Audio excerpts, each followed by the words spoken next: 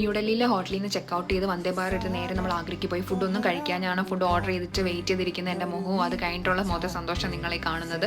അതിനുശേഷം നമ്മൾ താജ്മഹൽ കാണാൻ വേണ്ടി കയറി. ഒരാൾക്ക് 50 രൂപയായിരുന്നു തോന്നുന്നു പാസ് വന്നുകൊണ്ടിരുന്നത്. ആൻഡ് നമുക്ക് 2 പേർക്കും കൂടെ മ്യൂസിയം കൂടെ ചേർത്ത് 400 സംതിങ് ആയി. എന്ത് ഭംഗിയുള്ള സ്ട്രക്ചർ എന്ന് പറയാൻ കാണാൻ വേണ്ടി ആദ്യമായിട്ട് താജ്മഹൽ കണ്ടതിൻ്റെ ഭയങ്കര സന്തോഷം എക്സൈറ്റ്മെൻറ്റും എനിക്കുണ്ടായിരുന്നു. നമ്മൾ രാവിലെയാണ് പോയത്, എന്നിട്ട് പോലും ഭയങ്കര ക്രൗഡഡ് ആയിരുന്നു. നല്ല വെയിലും ചൂടുമായിരുന്നു. നമുക്ക് നോർമലി സഹിക്കാൻ പറ്റാവുന്നതിനായിട്ട് കുറച്ചും കൂടി ചൂട് കൂടുതലായിട്ട് എനിക്ക് തോന്നി. ആൻഡ് നിങ്ങൾക്ക് അറിയാമായിരിക്കും താജ്മഹൽ ഒരു സിമെട്രിക്കൽ സ്ട്രക്ചറാണ്. ചുറ്റിനും 3 കവാടമാണ്. പുറകിൽ യമുന നദിയാണ് വരുന്നത്. നമ്മൾ അകത്തും പുറത്തായിട്ട് കുറേ ഫോട്ടോസൊക്കെ എടുത്തു. ആൻഡ് നമുക്ക് മ്യൂസിയത്തിൻ്റെ അകത്തും താജ്മഹലിനകത്തും ഫോട്ടോഗ്രാഫി പ്രൊഹിബിറ്റഡ് ആണ്. അപ്പോൾ നമ്മൾ ചുറ്റിനും നിന്നെ ഫോട്ടോ എടുത്തുള്ളൂ. താജ്മഹലിൻ്റെ അകത്ത് ഷാജഹാൻ്റെ കബറിടമാണ്, ഷാജഹാൻ്റെ മുംതാസിൻ്റെ. ആൻഡ് മ്യൂസിയത്തിൻ്റെ അകത്ത് കുറേ പെയിൻറ്റിങ്സും കാര്യങ്ങളും ഒക്കെ. എന്തായാലും നിങ്ങൾ അവിടെയും കാണും. ആൻഡ് നമ്മൾ താജ്മഹലിൽ പുറത്തിറങ്ങി ആഗ്ര ഫോർട്ടും കണ്ട് നേരെ ആഗ്ര റെയിൽവേ സ്റ്റേഷനിലേക്ക് പോയി. ഇന്ന് ഉച്ച കഴിഞ്ഞിട്ട് നമുക്ക് ആഗ്ര റെയിൽവേ സ്റ്റേഷനിൽ നിന്ന് നേരെ ജയ്പൂരിലേക്ക് അടുത്ത ട്രെയിൻ